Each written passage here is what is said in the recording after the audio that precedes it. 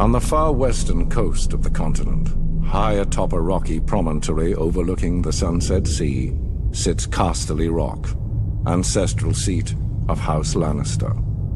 Below it lies Lannisport, one of the great cities of Westeros, a center for trade, culture, and the great Lannister fleet.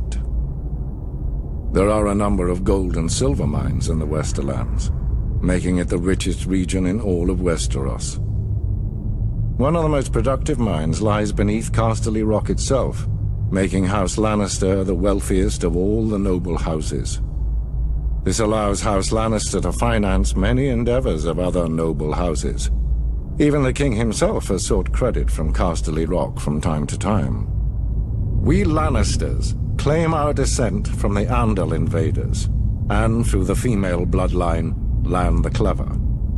According to the legend, Lann, using only his wits, won Casterly Rock from the noble House of Casterly during the Age of Heroes. The Lannisters reigned as kings of the Rock for thousands of years, and worked to make it the envy of the rest of the Seven Kingdoms. Our time as kings ended, however, when Aegon Targaryen, otherwise known as Aegon the Conqueror, arrived in Westeros with his army.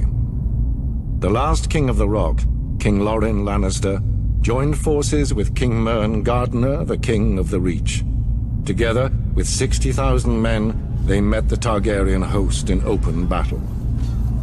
History tells us that Aegon unleashed all 3 of his dragons, slaughtering 4,000 men at what came to be known as the Field of Fire. King Mern himself was burned alive that day, and House Gardener turned to ash with him. Seeing both the threat and opportunity the Targaryens represented, Loren wisely surrendered and aided Aegon in his further conquest of Westeros. The Lannisters were thus appointed Lords Paramount of the Westerlands and Wardens of the West, titles we hold to this day. Let us be clear, though. It is neither luck nor royal favor that makes our house prosperous. There have been times in our history where some have thought us weak, lazy, or opulent. My father, Titus Lannister, nearly bankrupted our house with his poor investments, and allowed himself to be mocked openly at court.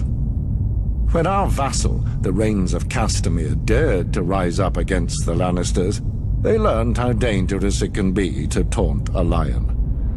I, Tywin Lannister, led the assault on Castamere to put down this rebellion. I made an example of them, to anyone who doubts our might. They even made a quaint song about the fates of the Rains of Castamere.